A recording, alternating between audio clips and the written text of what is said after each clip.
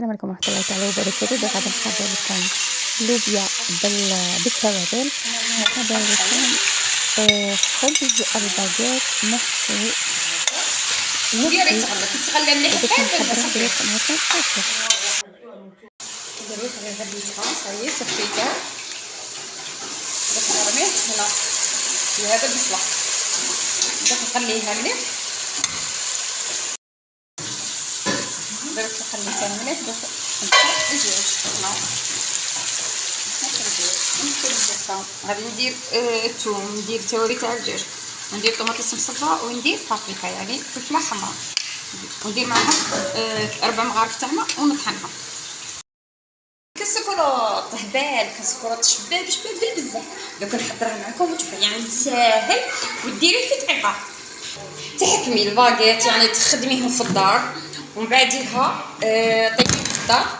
ودوك نفتحهم هادو اللي بقى تاع الخبز، دوك نفتحهم ومن بعديها نوريكم واحد الحشوه اللي غادي نديرها فيهم يعني خفيفه هكذا. هذا البيض وهذا الفرماج وهذا الباط.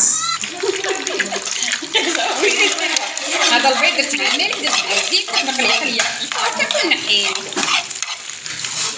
هاي دوك كنبلينا البيض وهذا الباطي. دوك ندير كاع بالمايونيز، عمرتهم بالبيض، عمرتهم بالباطي، وعمرتهم بالدجاج في الكوشه.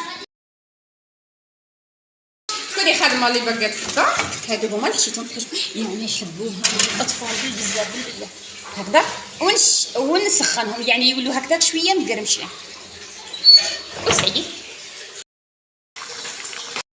هذه هي اللوبيا ماشطو اللي حضرتها ودرت عليها الدسره اللي شفتوني فيها، ومن بعدها حمرت الدجاج وحطيته فوق الوجه تاعها. نقولكم بلي سيوها ولا سيتوها تاكلوها بصح. نقولكم بلي سلام.